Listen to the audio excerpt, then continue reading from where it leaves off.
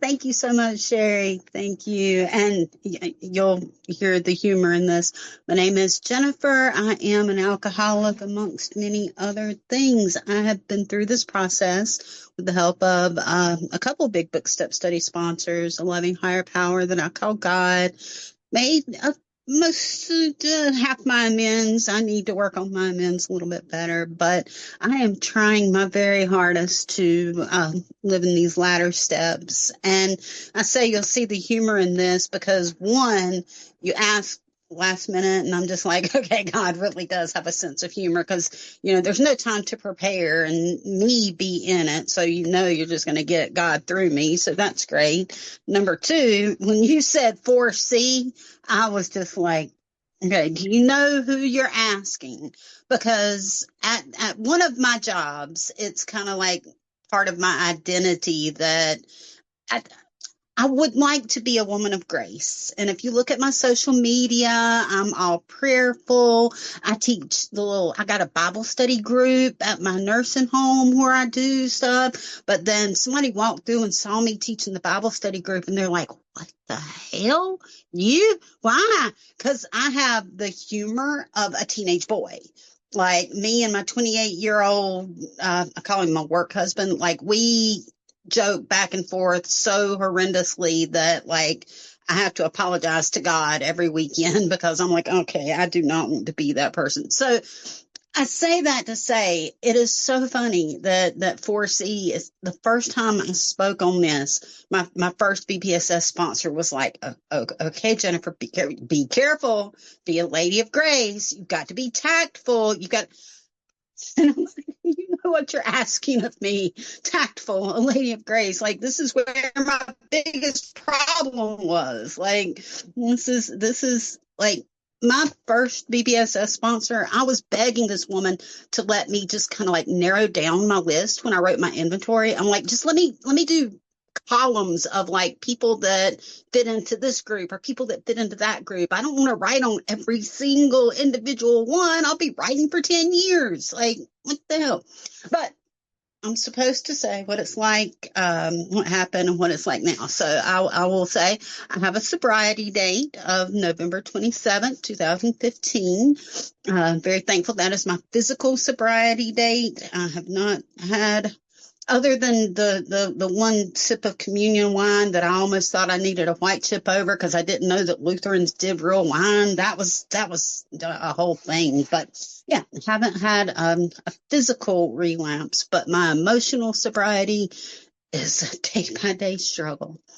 I started drinking like many of us in the teen years. I started drinking and the boys, like it was around the same time. 15 that year, ninth grade, high school was just horrible. Like I found sex and alcohol at the same time. So it's always been very intertwined for me. I didn't need to get drunk to get in trouble with the 4C topics, but I found that I much preferred the comfort and ease that alcohol brought me. I liked myself and everybody else a lot more when I was drunk, and it led on. I married at a very, very early age. My dad told me to, but my husband controlled my drinking. The first time that we were married, yes, I've married him more than once. You've heard that same joke from my story. I don't know what the hell's wrong with me. Some of us are sicker than others. Married him 3 times. I still don't like him, but God's still working on me. But the first time we got married at 17, he was drinking all the time, underage drinking, but I couldn't drink because I was pregnant, and then I couldn't drink because I had a toddler, a baby. And so I found other ways for my addiction to show itself. And that's why I identify so heavily with this topic. Anyway, husband number 2 was worse. There were more drugs, other outside issues. So I went back to husband number 1 and we became drinking buddies, and we drank hard, and he controlled it. He would take my bottle away and hide it. And that's when things got worse and I started to realize that I had a problem. And I realized that it was another way for him to control me, and there's something that I didn't have control of myself. So my bottom wasn't really like I mean, some people may have thought it was more of a bottom. I didn't have DUIs. I didn't lose jobs. Like, he was going to make sure that paycheck was coming in. Like, he was going to make sure I could get up and go to work the next day. So high functioning, easily controlled. So that plays into my story. But on a cruise, and I realized that I was going to kill the man if I drank on that cruise, because stuff that happens over, off in other country. Like, I realized that I was not going to be able to drink on that cruise, and I wasn't going to be able to behave in a sane way without some kind of help. And I had a real good friend that had just, recently gotten sober and was big on AA, like just beating down the doors, big on AA. And so I looked for a meeting, and I went and white knuckled my first week of sobriety on that cruise, which was crazy if you think of all that goes on cruises. But I credit that small group of people. The woman that I would call my first original sponsor died about a year ago, and I still see her daughter post on Facebook, so it's kind of touching. But anyway, fast forward on up. So get sober, been sober for a year, and I come into Big Book Step Study and, get the sponsor that's like, okay, you're going to do the work. We're going to do the resentment inventory. And I'm like, okay. Did the resentment inventory, and I wrote for a long time, and I started hearing in meetings about the fear part and then the sex part, and I started dragging my heels. I'm like, longer I take to finish these resentments, the longer it'll take me to get to this other part. I don't want to get to this other part, because my first sponsor, God love her, no judgment, I love this woman in the depths of my heart. At the time that we were going through this work, she was a 60-something-year-old Catholic mother of 5, grandmother, had only been married to one man. And here I am, like, I don't want to tell this woman these things that I've done. Like, I did. So my first 5th step was read to someone else. And then I had an emotional relapse. I had an extramarital thing. I had an emotional slip, and some stuff happened, and it actually led to some real bad beef between me and my sponsor. It was like I didn't trust her to let her know that I was in trouble. I was like not using the program, and that slide, it says in here in this part, suppose we fall short of the chosen ideal and stumbled. Does this mean that we were going to get drunk? If I had continued in that tailspin, this was 5 years ago, the beginning of COVID, like everybody was having nervous breakdowns then. So whatever. I forgive myself for that, but I was still physically sober, and I needed a new sponsor, and thank God for the Zoom revolution of all of us getting together and the East Coast, because I I was embarrassed to show my face in my home group because of what had went down, what had happened. And even though I didn't drink alcohol, I still felt that emotional relapse of all the guilt and shame. And I felt like everybody knew what happened. And I started coming to a lot of Zoom meetings where people didn't know me. And I tried to kind of be quiet because I was like, what did I do?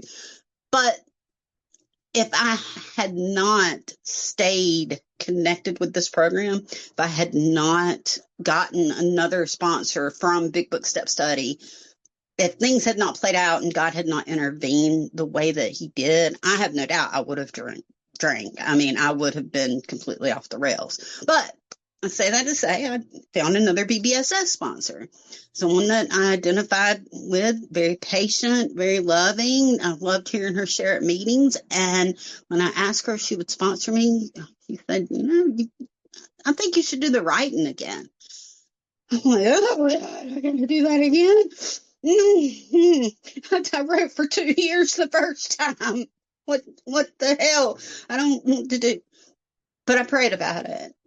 And I stopped and I humbled myself, and I thought, like, in all sincere honesty, if someone had looked at me and said, you need to pick up a white chip because you lost your sobriety because of that affair, I would have went and got drunk because the white chip, the physical sobriety is one thing, but I needed to do this work over.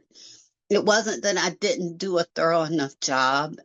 I did as good as I could when I did, but I needed to apply the process to the 4C part too. I needed an overhauling in all of my mental faculties. So I did the 4A again. I did the resentment inventory again with a little bit different flavor. I don't know where everybody's from on this meeting, but the Northerners do things just a little bit. BBSS Hyannis format is all very strict and very, very much work, but there's a little flavor in the different sponsorship families. So it went a little deeper, and I was at a different place in my life. I was at a different place mentally, and I was able to hit some other spots, and I was able to uncover some stuff. So especially on the 4C. So where the first time I went through and I was looking for my writing, and of course I tried to pull out that old book, the first time I went through it. I'm like, where's that list at? I want to just copy it, but I had torn it up like an idiot. So I had to try to remember all those names again. But that little bit of different flavor, that little bit of deeper dig, and that little bit of comfort in me in, I guess, having the trust or not feeling like I would be judged, being able to be more open and honest and going through this work. I did the questions on every single name. I made the list, and talk about suicidal ideation. You get looking at that list and everything's like 20 years ago, but then it's like, okay, I'm not that person anymore. It's okay. I just have to look at why I did what I did, and I can come away from it. And I prayed over it in a different way the second time around. And it didn't send me into a spiral of depression, thank God. When I made the list. And then I asked myself those questions. Where had I been selfish? Where had I been dishonest? Where had I been inconsiderate? And I didn't think to myself that I was inconsiderate. And a lot of the situations that I got in, I'm just going to say it plainly, and I don't know 100% if other people will identify with this, but sometimes I had relations just because somebody expected me to have relations. I'm flirting and I'm getting attention and I'm wearing a low-cut shirt and somebody's interested in me and they think they're going to get lucky. And it's not like a consent, no means no. I never said no. No wasn't on the table. I didn't want to go through with it. I didn't want to put another notch on my bedpost, but it was expected in the moment. And I didn't want to seem like a tease. I remember one time, sorry for the vulgarity, but my mama, I was 14, 15 years old. She got real mad at me for flirting with the grown man neighbor that I was trying to flirt. I was jailbait. And she said, don't be a cock tease. My mama said that. And that stuck with me. That stuck with me. And so when I got in the situation where it's like, okay, this man wants to do things to me, so I don't want to be a tease, so I'm going to do what. There were so many people on my inventory that applied to. So where was I inconsiderate? I let them have something wonderful. I was inconsiderate because I didn't take God into it. I didn't take the rest of their feelings into it. I didn't take honesty into it. How would those men feel today if I looked them in the eyes and say, I feel like you almost kind of R-worded me because I didn't want to do it. Well, you didn't say you didn't want to.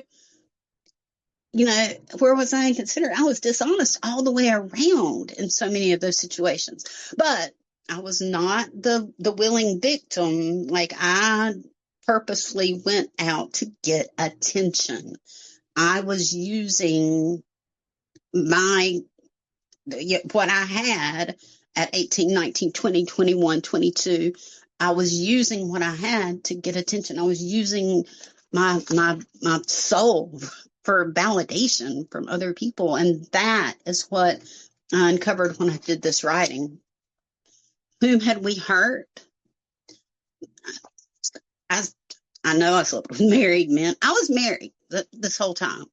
Let me just say that, like I'm looking to see how many people are on this meeting or whatever. Let me just say that. I've been married my entire life. I got married at 17. At 21, I jumped from husband number one to husband number two. At 30, I jumped from husband number two back to husband number one. I've never been alone.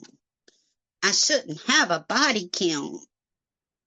All of my experiences, all of my numbers, all of this inventory was cheating. It was all cheating.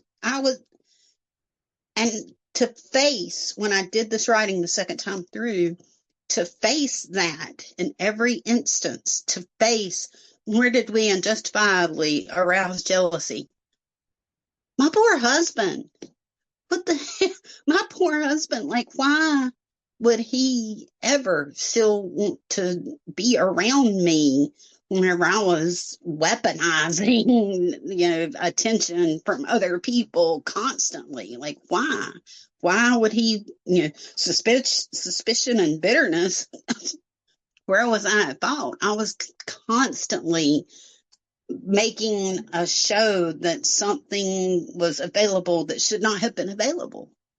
Like it was so sick. The toxicity and the sickness, like I hid behind this veneer of, oh, I'm just a sweet little angel. I don't do anything wrong, but I hate my husband, so it's okay that I do this. And, I help all these people and I do all these other things perfectly. So it's okay, though, that I don't. When I did this work a second time and I looked at who that person was, I had calmed down. I had stopped being stupid up until the thing that happened 5 years ago. I had slowed down. I was sober. I was better. But then going through this work the second time and looking at me, looking at how it related to my spirituality, to my relationship with God, when I was answering that last question, like, where was I at fault? I should have just kept my mouth shut, kept everything else, stayed to myself. But in that last question, what should I have done instead? I should have left them alone.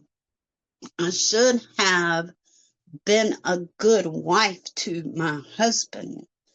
I should have communicated my actual real feelings instead of trying to make people feel whatever I wanted to try to manipulate them to feel. What should I have done instead? I should have looked for my worth somewhere else besides validation from other people. I should have prayed to God. I should have stayed home. I should have. And I almost went down the spiral that, I once I got deep into this work, the depression that didn't hit when I was making the list, the depression started to hit then. Like, what the hell kind of person am I? Why would anybody trust me to be in charge of anything? I'm a nurse and do these things. Like, why would anybody trust me to take care of their loved one if this is who I am at my core? But then when I came to the end of that, what should I have done instead? And I looked at everything that I wrote. And it was kind of like when you were in school and they'd make you write on the board, I will not talk in class, I will not talk in class. I was writing the same thing over and over again.